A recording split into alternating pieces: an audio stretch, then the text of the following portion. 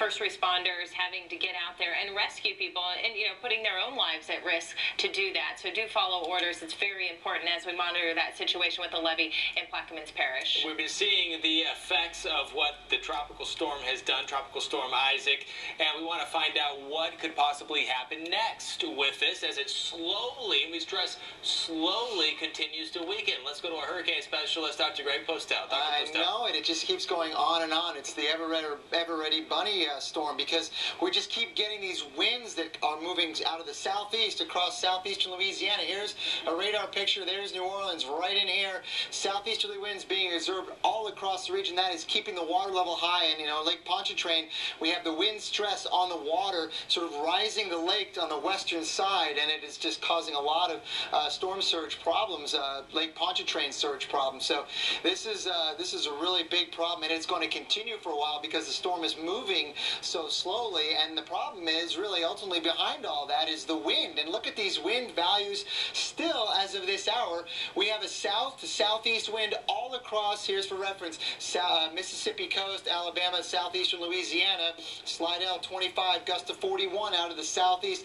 Similar winds in New Orleans and all across regions in southeastern parishes of Louisiana, and that is going to continue for a while. Because if you look at the wind history, look at when the tropical storm force winds began across the region.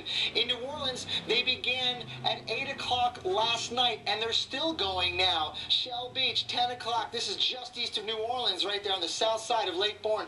10 a.m. yesterday morning, it was when the tropical storm force winds began, and they're still there. This is Shell Beach, and here's tropical storm force right here, and here's the time moving forward this way. There's where the tropical storm force winds began, and we're still there. And it's going to be a while before they leave, and this is when we think they will. This is when will the tropical storm force winds end in these locations. And it's going to be, we think, late tonight perhaps in New Orleans and Shell Beach, very late tonight. Of course, as you move forward northwestward from there, it'll be tomorrow morning, very likely across northern parts of New Orleans, and then Gulfport, Mississippi, and then much later tomorrow afternoon further northwest across Baton Rouge. Again, Isaac is moving toward the northwest at just a few miles an hour, so it is going to last a long time. And here's some peak wind gusts across the region that we've seen throughout the storm's history. Gulfport, 70 miles an hour. In fact, they're still getting wind gusts out of the south-southeast. That's an onshore wind there as well, in excess of 50 miles an hour with the heavy rain showers moving through. So it just continues, and it'll go on and on throughout most of the night, certainly across New Orleans. I'll take it back to the studio with Chris and Crystal. All right, thank you, Dr. Postel. And we're watching on the severe side the threat of isolated tornadoes, not only flooding, but damage caused by wind associated with the storm and with these isolated tornadoes that have formed. And this is in Gulfport, Mississippi, where you're seeing the damage. We have a tornado warning right now. That's for Jackson County, Mississippi, until 9:30 Central Time. And we're still following the latest developments in New Orleans.